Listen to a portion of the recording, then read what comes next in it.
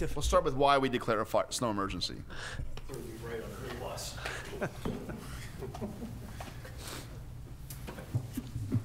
For the record, Joe did volunteer. I just want you to know that. The reason we declare a snow emergency really is just for safety. It's so we can assist the road crew and the emergency services with access down any road. When we declare it, you're supposed to move any vehicle off any city or any township street. It allows the fire trucks, the squads, the police, and the plows to get down without having to navigate around them. We've had roads that they couldn't get down because cars are parked on the street. So by declaring that, and we have gotten a lot of cooperation, I have to say. I've been questioned the same way that I'm sure you guys have with, well, you know, there's a car out so-and-so, how come it wasn't ticketed, towed, whatever. The short and quick answer, I guess, is, first of all, we have to look at how busy the police are. We're not going to pull, you know, a police officer off the street with a priority call because somebody left their car on the street. Secondly, we defer to Joe and to his guys. Is it a problem? If they call and say it's a problem, if I know about it or if Sergeant Finelli knows about it, they'll send somebody over. We'll try and make contact to move it. If it's not moved, then it's towed. It's as simple as that. But it's really on an as needed. We ask for cooperation. If you don't cooperate, we have the right to do it. So I guess that's the best way I can say it. If it's in the way, then you're going to get ticketed and towed. If someone, you know, has a problem, but we're not going to get to everyone. We realize that. We ask for cooperation out of the township. So I guess that's the best way I can put it. So what is your method to madness on declaring? What makes you say this is a snow emergency? Normally we look at, well, Joe and I, we talk a lot overnight. Mr. Gray and I will talk. We'll talk to Ray. Ray works a lot at night. You know, we all talk amongst ourselves. How is it? Are we out for fire calls? What are the roads like? Are you plowing? Are you having trouble getting up and down the streets? And it's just a cooperative effort where we talk amongst ourselves. Is it needed? Do we have to get these cars off the street? We try and do it early before it happens so people have time in the, you know, before the snow starts. We do have in our ordinance that if we get blindsided or if the forecast isn't correct, that if it happens overnight, we weren't expecting it, you have to move it by 9 in the morning. We try and give people, you know, and you know how the forecasts are. Sometimes we're wrong. We declare something, we ask you to get off the road, and we don't get anything. You know, we're you know, going by the same forecast that everybody else is. Sometimes the weatherman is wrong. Sometimes the weatherman is wrong. Yeah, I know. And you know, we take our, you know, we take the best information we have, and if it looks like it's coming, we're going to ask you to get off the street. So. Okay. All right. Anything else? Any other questions for the fire marshal about that? No. All right. Let's have Mr. Arneo just give us an idea. Mr. Dent's mentioned, and we've heard this before about, you know, this street gets plowed, then this street gets plowed later. First off, understand that, you know, our responsibility is only for township roads. You know, we are not responsible for plowing PennDOT roads. And so when people complain, well, you know, New Falls Road wasn't plowed.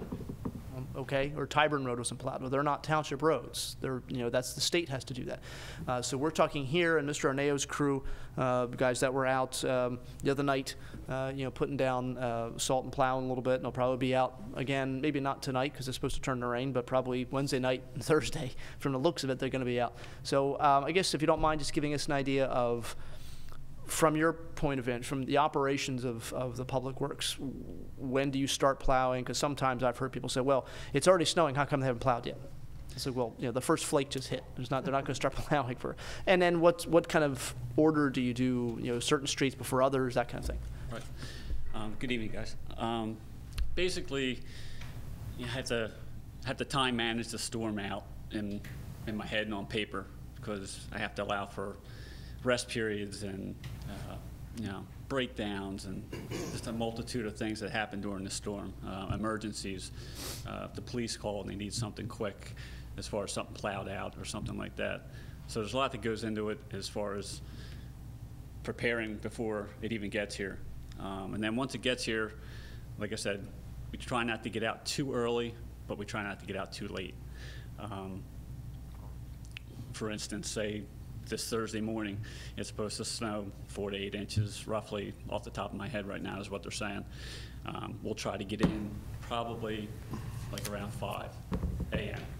to get the main roads open for rush hour. Makefield, Mill Creek, North and South Olds, Cabot Boulevard, there are major arteries in town, and try to get them opened up so when the commuters hit it between 6 and 8, you know, they're at least we're started. The storm's supposed to go till afternoon time, they're saying. So once the snow stops, it's usually 8 to 10 hours for us to clean up after it stops. So 5 a.m. after it stops at like 2, you're talking about 9, 10 at night. So you're already into like a 16 to 20 hour day.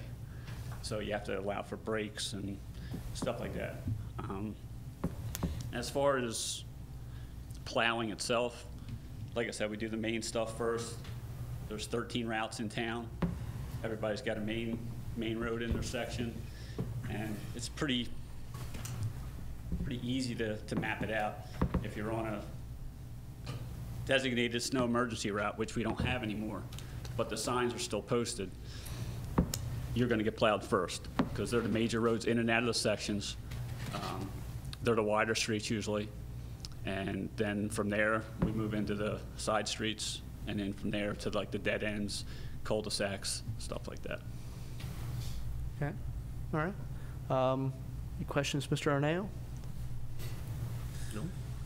I know times like last year when we were getting hammered time after time, week after week, it seemed like it was snowing almost every day. I guess you guys, like you said, burning the candle at both ends, I guess it wears you down. Yeah, it does. And our crew, we have a veteran crew. We're probably, average age is probably over 40. And, you know, everybody has ailments, everybody has aches. You know, everybody's getting older, more cranky, and, you know, it's just something else you deal with as a boss. But it takes its toll on you. This year already, since January, we've already been out like 15 times. You wouldn't think about that because they've all been all small nuisance stuff. Right.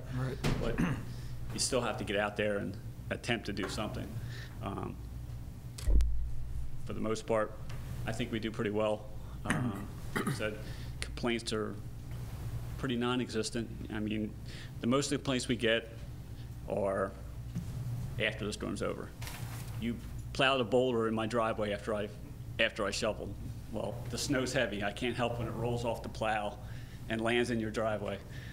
You pushed snow onto my sidewalk. The snow was dry this time and, you know, pushed over the green strip between the curb and the sidewalk and got some of your sidewalk. You get stuff like that, nothing major. All in all, yeah, we do okay. Okay. I think you do a great job. Yeah. Yeah. Yeah, I mean, it's one of the things that's been consistent. I mean, the time that I've been here, you hear people that live in other townships. You'd say they can tell they're in Falls because all of a sudden they get to a plowed road. You know, they go from a road that's snowy and all of a sudden it's plowed. You know, and complaints I hear from, you know, being a teacher, I sometimes have kids who live in Birch Valley, students who live in Birch Valley, but they're on the Bristol Township side.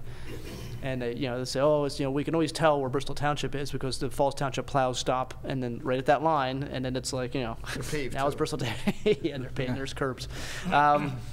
So no, I mean, I think you know what you told us is pretty valuable. It's interesting the 8 to 10 hours after the storm stops. You know, you don't necessarily think that's that long.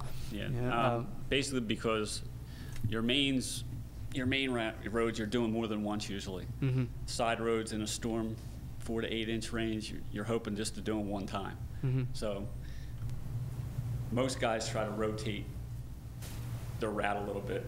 The mains are the mains, but the side streets, so instead of doing side streets over by Stanwood and Eldridge and Dunbury this time, first, I'll do them last. So everybody kind of does that with their route, so people don't feel like I'm always last. right. Sometimes you can't, you can't make anybody happy. Sure. With the snow, you usually can't make anybody happy with the snow anyway. Right. Right. We do try to do that to rotate, so nobody's always last or feeling that they're last. Cul-de-sacs and dead ends, they're tougher. Unfortunately, there's not as many people on those roads, and Right. They get there when they get there. Yeah. Yeah. So, all right. I know you. I think. Oh, good. I'm sorry. I still have a couple of comments. Oh, yeah, I'm sure. Oh, good. That's okay. There's the cars on the street. We deal with the I usually deal with the police sergeant who's on duty, and we have radio communication. And our biggest problem, if I can stress anything, is side street parking where you park side by side. Most of Levittown, Fairless Hills, roads are 26 foot wide. You put a car on one side, a car on the other, that's like 8, that's 16. Leaves you 10 feet. The plow's 10 feet. Try to wiggle them through. You're taking the mirror off. You risk sliding into the car. Those cars, we call the police, and they have to be moved because we can't get through. I can't always send a small truck with a 9-foot plow to cut a path through there, or he'd never get his section done. Right. So that's probably the biggest one. And the second one is throwing the snow back in the street. The snow blowers, the people just shoveling in the street because they think the salt's out there. After we plow it, if we don't come back, you end up with, ice mounds in the streets. And it's happened before. And they cause a traffic hazard. I didn't buy a snowblower yet. Yeah.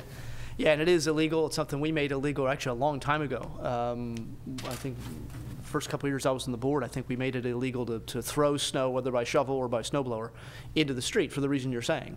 You're creating a traffic hazard for everybody else. And then sort of making more work for our guys, because people say, oh, they didn't plow my street. Well, no, they did plow the street. But, your neighbor decided to blow his whole sidewalk and apron and driveway into the street, so now it's, they're not going to come back around just for that property. Yeah, year by year it's gotten better, along with the cars off the street. I mean, it's been getting better. It's just phenomenal working with the police this way.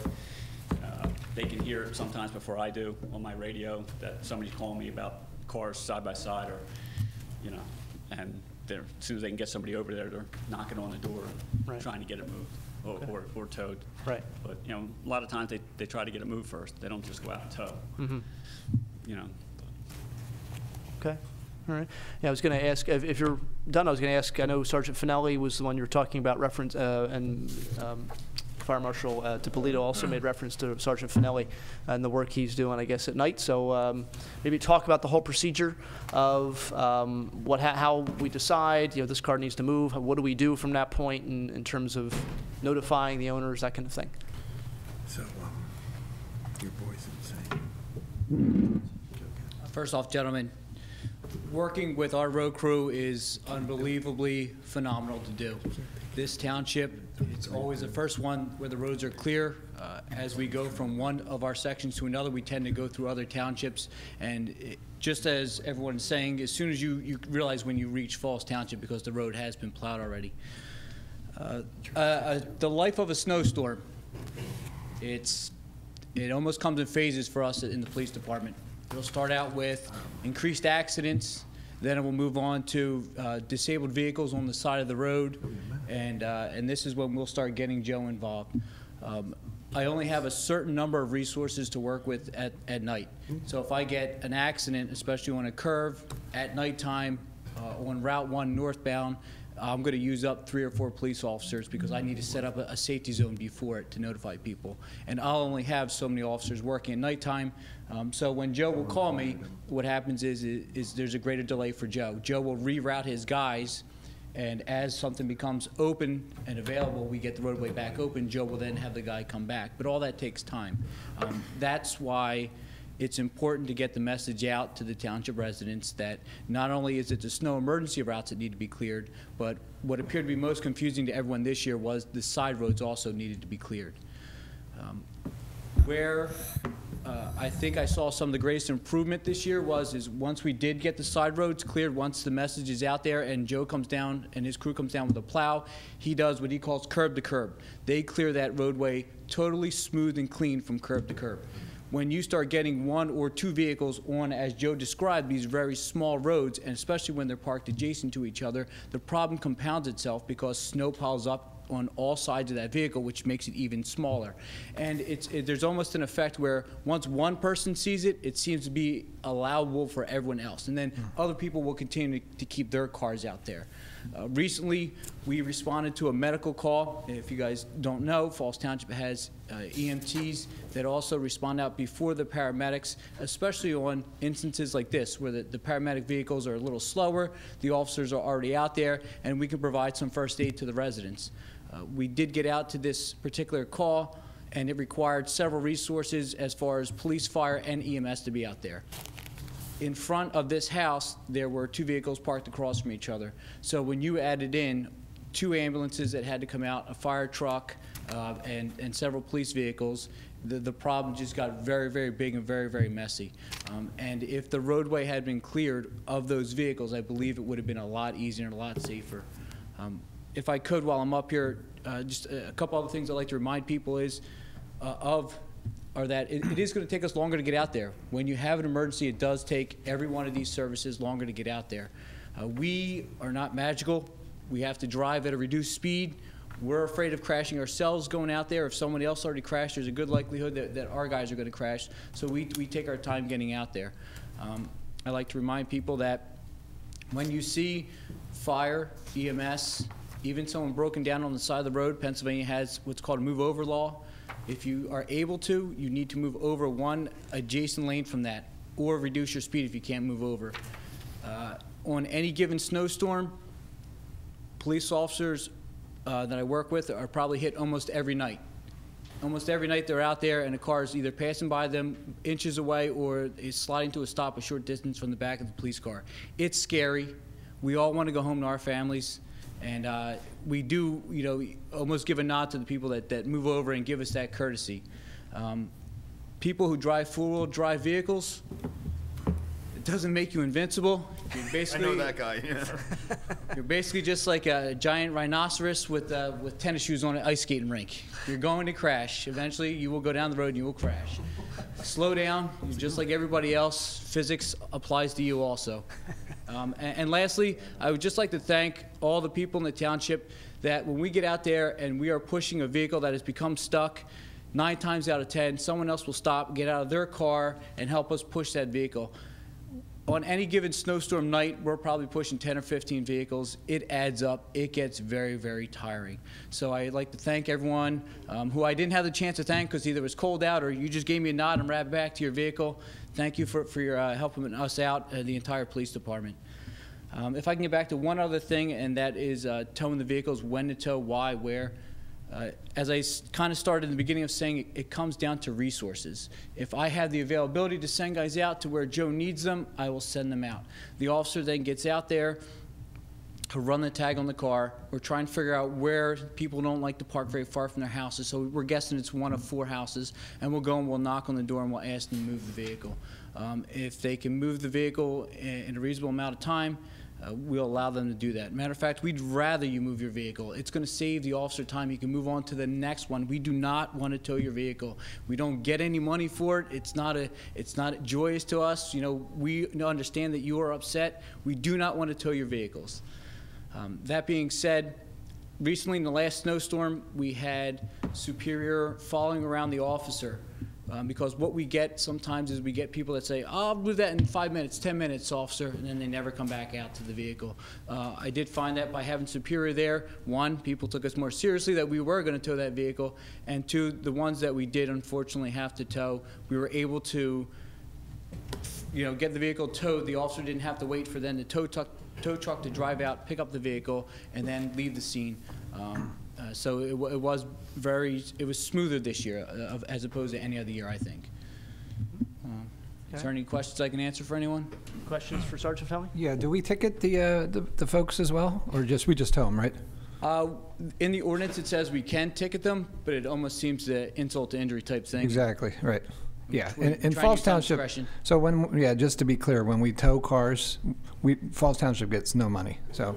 No. There's no incentive for us to tow the car. If anything, Costs us money. yeah. If anything, it's more paperwork for the officer because now he has to fill out property forms and he has to fill out an incident report.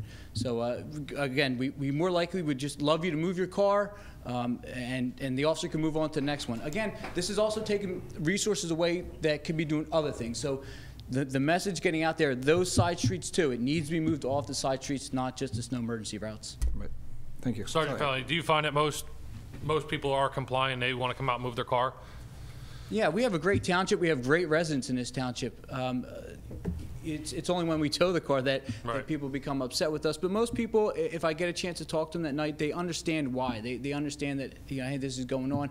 It seemed that some people said that they didn't realize that they had to have the vehicle moved. And, you know, I explained to them about the notifications in the ordinance and everything else, and they seemed somewhat reasonable by it, but no one's happy that when you have to pay money for your car getting towed, so. Yep. You described, you know, that guy that's got the $80,000 Lexus SUV that thinks he's indestructible. The other guy that drives me crazy is the one that thinks he's got the right of way just because he has a plow on his truck. And I'm not saying all guys plowing snow are bad, but you have the guys in these parking lots of stores. Private plows. Private plows. I'm not saying all of them are bad either, but they think they have the right of way, and they're flying in and out of the street, and you see that a lot too. Is that a big problem or not really? You have to pick your poisons on those nights. My vehicle is a F-250. It's equipped with a four-wheel drive, but to grab these guys up all the time and stop them, and just even to chase after them, it's just not worth it. Most of the time, I just let Darwin take hold, and they'll figure it out. Natural selection take its course, right? Thank you. Thank you. Thanks. Go ahead, Lieutenant Blake. Oh, that was me, yeah, that was good. I don't know if the board was aware of I saw that today. You wanna, towards the bottom. so you wanna go to the mic and talk about it? No, he said he did. Oh, okay. Gentlemen, if I may, I'm just going to read it very quickly. The snow emergency, or the snow ordinance, was boiled down to a very simple fact sheet here. Simply put, there's going to be a snow emergency or there's not a snow emergency declared. If there is a snow emergency, it can be declared for up to 72 hours. The emergency and the declaration thereof can be found on the township website, township channel, and social media. Vehicles must be removed from all township roads during the emergency. If not, the vehicle may be towed and or cited for from $20 up to $50. And when no snow emergency is declared, when snow accumulation requires plowing, all vehicles must be removed from the township streets immediately. Parking is prohibited for 12 hours after snowfall stops or the roadway is cleared of snow and ice, whichever occurs last. The exception is if snow starts after 9 p.m. Or 9 p.m. between 9 a.m., vehicles must be removed 12 hours within 12 hours, or for 12 hours, I'm sorry, for 12 hours beginning at 9 a.m. And again, they could be cited up to $50, but it boils it all down to the bottom saying on the sheet here, when in doubt, move your car, and it really is that simple. As township residents, if anybody sees our plows on the road, they're plowing, so I would suggest you move your cars. And if you're scratching your head and you're thinking, well, I don't know if they are or aren't plowing, move your car. It's going to be the safe way to go. We don't want to have to tow cars or ticket them. And it really is that simple. Okay. Thank you. Thank you. Yeah, it is. We can It's have good. Matt put that on the website And I as think well. it's our, that notification that Lieutenant Plutnick gave us, we're going to put on the website or Yes, it will be on the website and Facebook. in the TV channel, I guess, And the too. TV channel. Yeah, okay, all right. Because the winter may not be over yet also, I promise to have some copies of this for the next township meeting. I'll put them out in the back so people that come in can take some and pass them out to their friends and relatives. And we'll also carry these in the patrol cars. And if people ask, hey, what is the ordinance all about, it really is this simple, and hand them a copy. Right. Richie, I have a question for you. Yeah, I had something too before you ask. Go ahead. Are we allowed to use the Notify, Bucks I Notify? was going to bring that up. Okay. For people, I've had one complaint. People talk about not having access to social media, no computers for whatever reason. We do the best we can getting the word out. We put it out on Facebook. We put it out on the website. The problem is the cable channel. If this happens at 3 in the morning when we get something, we're talking amongst ourselves, and let's declare it at 6 in the morning, getting it on the cable channel probably isn't realistic, nor is anyone sitting up watching TV. There is Ready Notify. That's on the website for people that sign up. It'll notify you via text, email, not phone calls. Phone calls are a separate animal that you can use, but not for those snow emergencies. So if you're not signed up for Ready Notify, I suggest you do it. Right. I don't have it off the top of my head, it's Ready Notify. It's on the website, Yeah. though. You can go out there and sign yourself up. You can put your text or your phone number in for cell phone, for text messages, your email address, and your phone number if you want a phone call. Something catastrophic happened, we would send out, Recorded I'm trying message. to think, shelter in place. Yeah. You know, if we have a hazmat release, or if we had a police issue or a fire issue going on, we may tell you, we'll make phone calls. We'll have the system make the phone call and say, stay in, you know, close your windows, whatever. So that is available. But the cable channel, where people want to see it, and, you know, I've had people say, you know, that's what we use. Well, it doesn't do us any good in the middle of the night. Yeah. So we do the best we can getting it out there.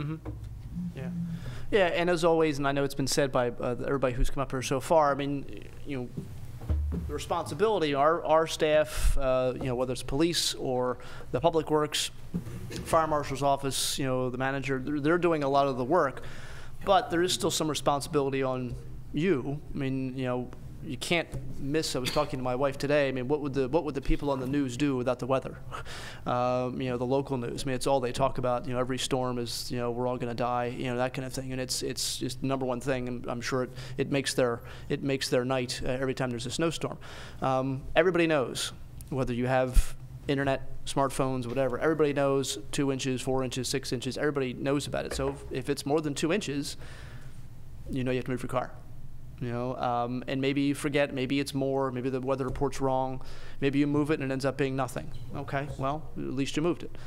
Maybe they say 1 inch and it ends up being 3 inches. All right, well, you know, our guys aren't going out with a ruler and then sort of finding people because they didn't move their car because it's 2.5 inches and 3 inches.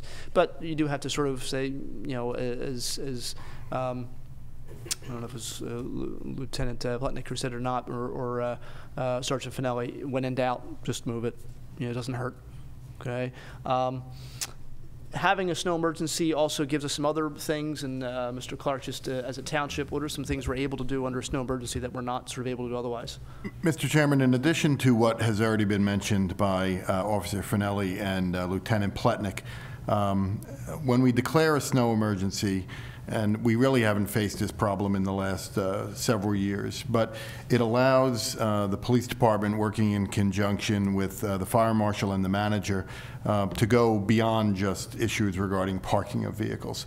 If we were to be hit with a certain storm that necessitated trying to get people off of roadways because they were creating a danger by being out and operating a vehicle, for instance, they were creating a danger not only to themselves, but any of the plows that we may have out, or any of the first responders who may need to go out to them if they're in any sort of danger. So it gives us that additional ability to take it a step further than just getting your car off the side road when it's being parked. I think, as you heard Officer Finelli talk about, often when they're out during trying to assist a car on the side of the road, people are whizzing by them anyway, and it's a danger to the officer, any other first responder who may be out there. If we do hit a certain snowstorm where it is determined that we have to tell people not to be driving, I think we had it last year where the governor closed a turnpike for a period of time, not just to protect the drivers themselves, but also to protect our employees. We're able to do that. So that's what it does. It lets us go a little step further in taking precautions to make sure that everybody's safe. Okay. All right, you mentioned something that when Sergeant Finelli was talking reminded me, and you just reminded me again. A few years ago, there was the horrible accident on Route 1 involving Detective Jones from Middletown, who was hit, you know, and killed, you know, horribly by somebody who was under the influence. However, one of the other compounding problems was that he had pulled over somebody, you know, on that road, but because of snow, his car and the car he'd pulled over were a little bit further, you know, into the lane than it would have been if there hadn't been any snow. And the idea of moving over a lane, whether it's snowy out or not snowy out, whether it's a beautiful sunny day or whether it's rainy at night, you know, you go past somebody, you know, an officer on the side of the road who has somebody pulled over for whatever reason, just moving over, you know, is safer for obviously the officer, whoever's been stopped, for yourself. And so and I'm glad you sort of brought that up and sort of reminded me of that incident. So, any other comments or questions for any of our No, thank you. staff here? No? I want to thank Mr. Dents for, it was a good idea, I think, to have this. I think it was very, very valuable. For a lot of people out there that had questions about how does this work, why do they do this, how come they call it, we're not calling one tonight, but maybe they'll call one Thursday, how did they make that decision? And that's all, I think all the information was really, really valuable, so I appreciate that. And thank you for coming out tonight, and I'm sure you'll be back at work doing all this in a couple of nights if the weather people are correct. So, but thank you again. Appreciate it. It was good stuff. Think spring. So, okay. Yeah, Mr. Gray is just bringing up here that every snow emergency is put on television, and the snow ordinance is always on there as well. Okay, so.